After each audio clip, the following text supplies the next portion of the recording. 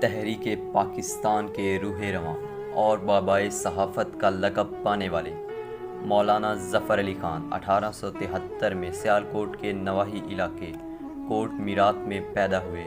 ابتدائی تعلیم حاصل کرنے کے بعد میٹرک اور بی اے کا امتحان علی گڑھ کالج سے پاس کیا۔ اس کے بعد نواب محسن الملک کے سیکرٹری مقرر ہوئے۔ نواب محسن الملک اور مولانا شبلی نعمانی کی صحبت نے ان کی فن کو جلا بخشی۔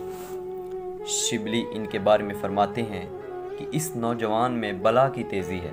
اس بدلتے ہوئے دور میں ایسے ذہین نوجوان کا پیدا ہونا اس امر کی دلیل ہے کہ مسلمانوں میں جوہر کی کمی نہیں بلکہ تربیت کی کمی ہے۔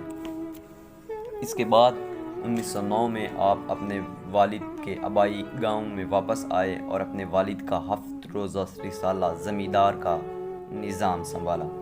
انہوں نے انگریزوں کے خلاف بے خوف چھاپا اور انگریزوں کے خلاف مواد چھاپنے کی وجہ سے انہیں 500 روپے کا جرمانہ ہوا، جو اس وقت کا تقریباً 5 لاکھ روپے بنتا ہے۔ جرمانہ ادا نہ کرنے کی وجہ سے انہیں 3 سال قید بامشقت کی سزا سنائی گئی، مگر یہ سزائیں ان کے پاؤں میں لغزش پیدا نہ کر سکیں۔ دوران قید انہوں نے کئی کتابوں کا مطالعہ کیا اور بہت کچھ لکھا۔ قید سے واپس آ کر دوبارہ انہوں نے انگریزوں کے خلاف لکھنے لگے اور دوبارہ انگریز پکڑ کر لے گئے۔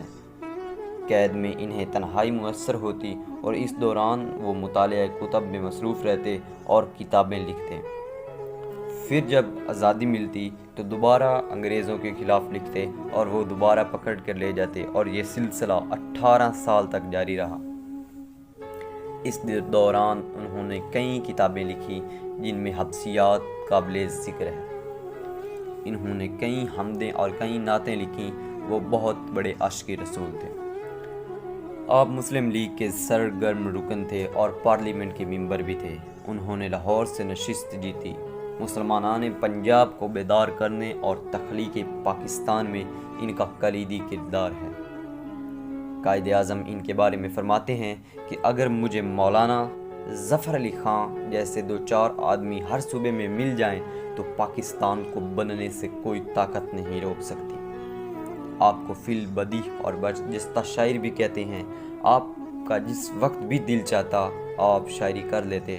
ایک مرتبہ ایک جلسہ جو کہ 1946 میں علی گڑھ میں منعقد ہوا، جس میں قائد اعظم نے بھی شرکت فرمائی ہوئی تھی، میں گئے تو وہاں موجود طلباء نے ان سے درخواست کی کہ قائد اعظم پر کچھ نئے اشعار لکھیں اور ہمیں سنائیں۔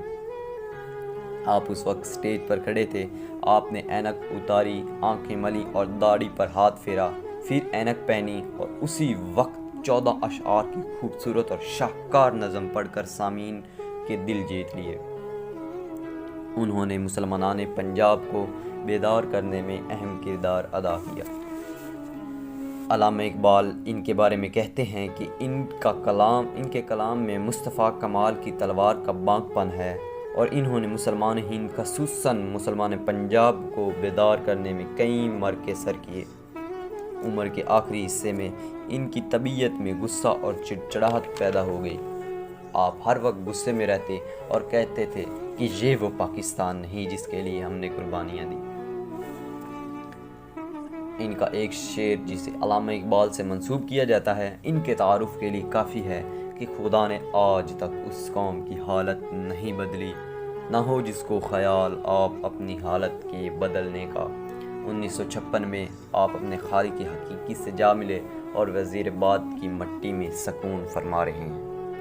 آپ تحریک پاکستان کے عظیم رہنما، شاعر، جرنلسٹ اور مصنف تھے۔ آپ نے کئی انگریزی کتابوں کے اردو میں ترجمے کیے اور کئی مایہ ناز اردو تصانیف کے انگریزی میں ترجمے شائع کیے۔ آج وزیر آباد میں ان کے نام سے منسوب ایک کالج بھی ہے۔ خدا آپ کو جنت الفردوس میں اونچا مقام عطا فرمائے، آمین۔